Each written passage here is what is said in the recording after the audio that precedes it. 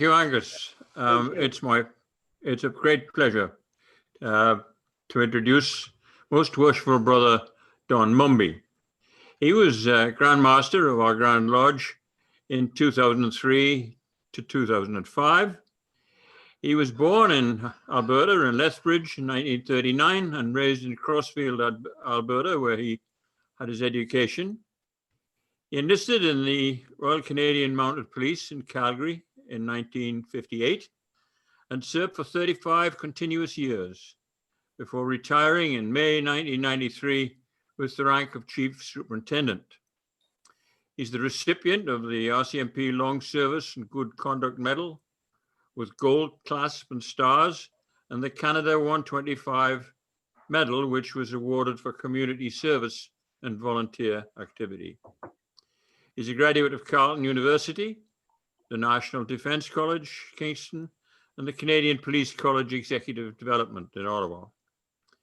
Most Worshipful Brother Mumby and his family are members of the Orleans United Church, where he served as a volunteer and has been a volunteer also with the United Way, the Canadian Cancer Society, the Kidney Foundation, the Victim Service Unit of the OPP, and Ottawa Carleton Region Police. He's married to Mrs. Mumby, Marion, a school teacher from Powassan, Ontario. They have 2 children, I believe 4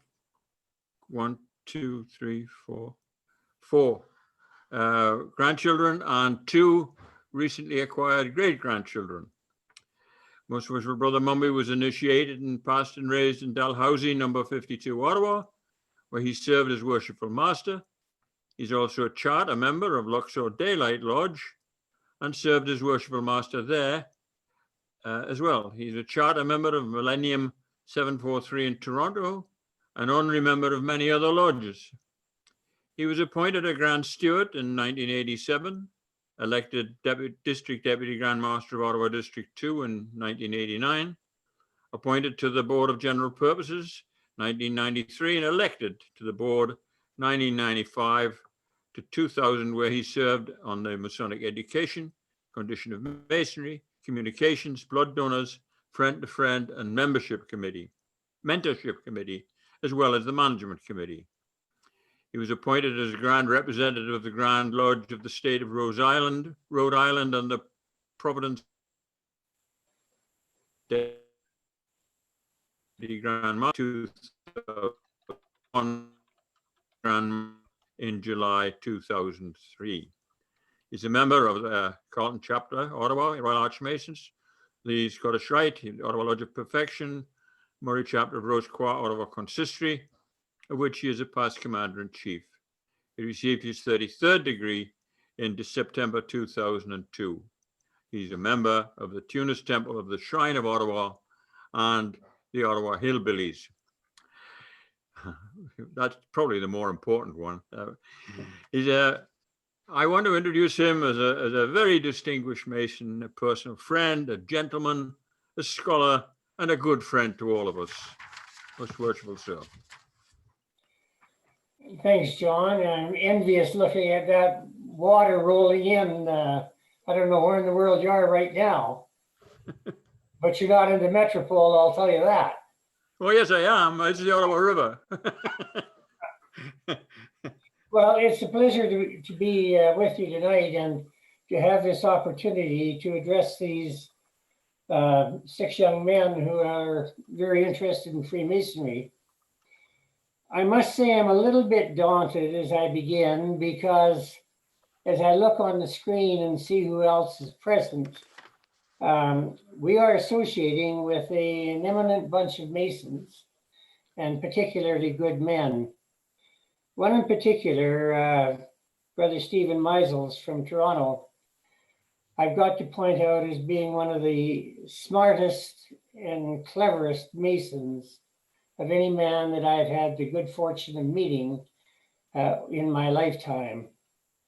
He is a true Masonic scholar, and Angus, I really hope that you take advantage of Stephen's interest in such ventures at a later date. My talk to the candidates tonight is going to be pretty basic and pretty preliminary. you're interested in joining Freemasonry, which is the world's oldest fraternal organization. By fraternal, I mean that it's open to men only. It has representatives and branches spread over the 4 divisions of the globe. And having had the good fortune of traveling to most countries in the world, I can attest to the fact that pretty well everywhere I've been, there's been a Masonic presence. Should I have cared to visit, or should I have need to call upon them? Basically, that's what Freemasonry is. It can be many things for many people. But I also want to tell you what Freemasonry is not.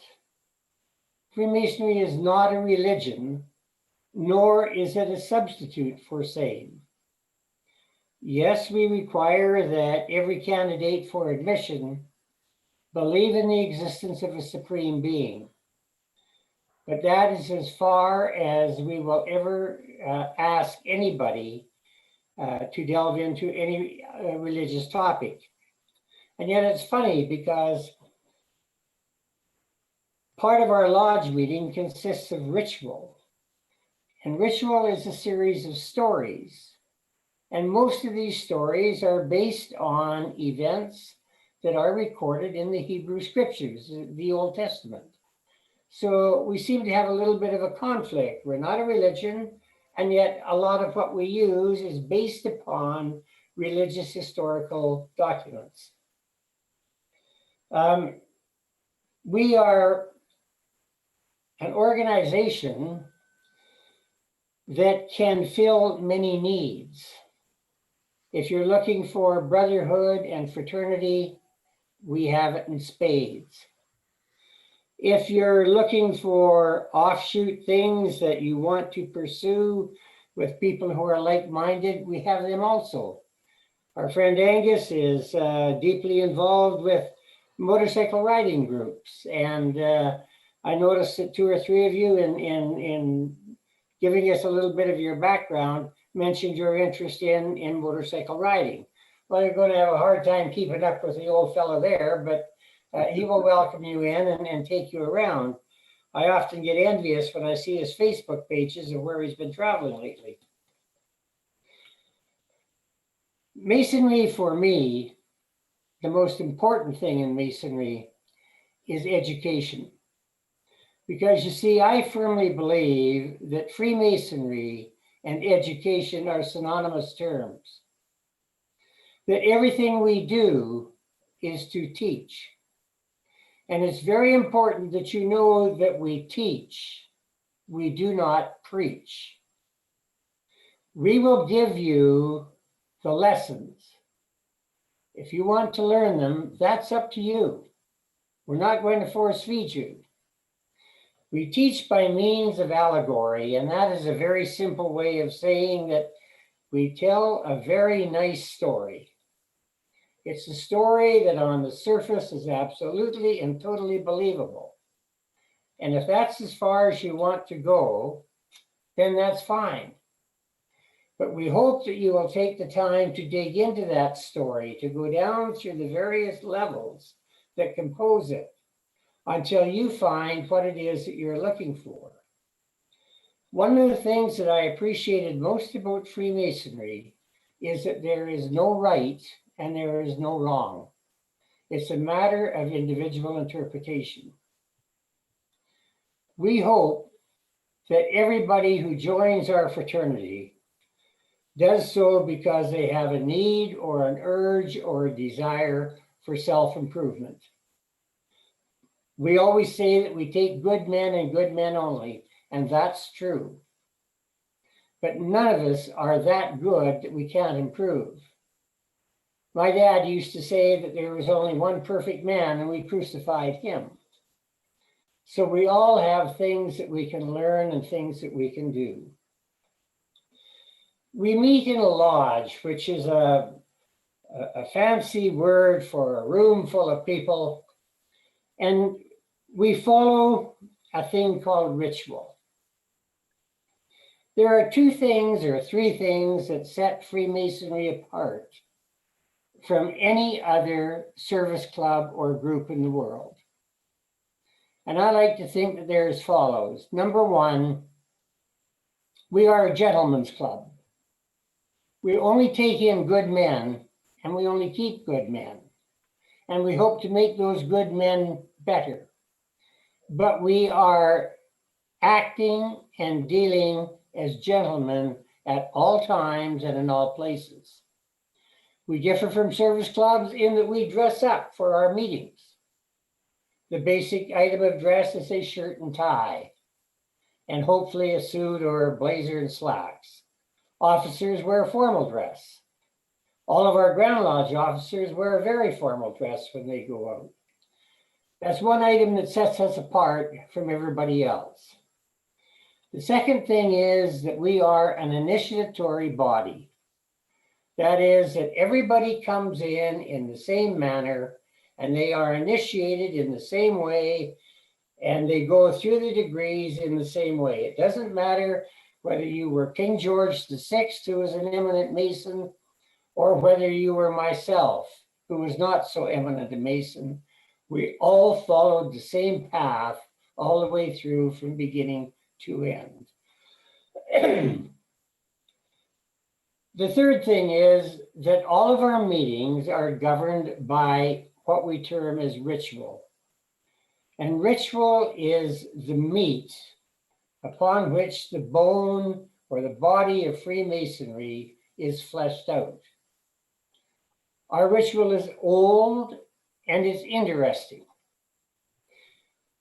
When you first look at it, it seems a little bit different because it is couched in language that is ages old. But as you get into it and you start to understand it, you will find it is one of the most beautiful bits of prose that you will ever read. The other thing that I think Masonry really has going for it, it's one of the last places in the world that requires a degree of memorization. It used to be that when you went to school, you had to memorize everything from nursery rhymes to poetry all the way through school. Well, that seems to have been gone by the boards. I can remember as a kid sitting at home on a winter's night and listening to my mother recite poetry. And some of these poems would be pages and pages long, but they're things that she learned as a girl and continued through her lifetime. Masonry gives you that opportunity to expand your mind and your memory by learning to memorize. And everything we do is done from memory. A lodge is basically a place of learning in my mind. It doesn't matter whether the learning takes place by listening to the ritual, or whether the learning takes place through discussion before or after lodge, or through your individual pursuits. And by that, I mean by reading, by researching, and by looking into things. Freemasonry is based upon ancient charges, the origins of which have never been determined, and the age of which have never been determined. But they've been with us as Masons from the beginning of time. And one of the ancient charges that I like the best states that a lodge is a place where Freemasons assemble to work and instruct and improve themselves in the mysteries of the ancient service. The key word is self-improvement. Our sole concern, at least from my perspective, is not whether you have fun, and that's always nice, or whether you collect 150 new friends, that's even better. But my concern is the development of character within ourselves. We are the only ones we can do it. And how is character developed? It's through 5 stages.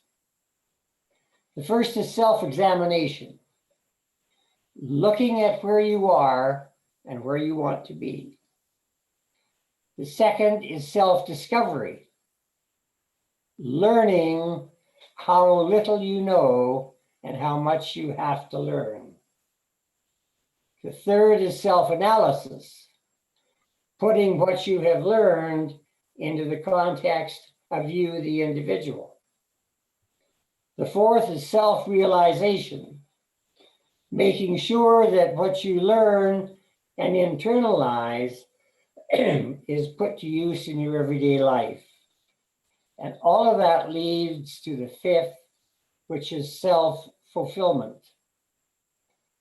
Now you will note in each of these 5 stages that the key word is self. It doesn't say that we're going to impose it on you. It doesn't say that we are going to preach it at you.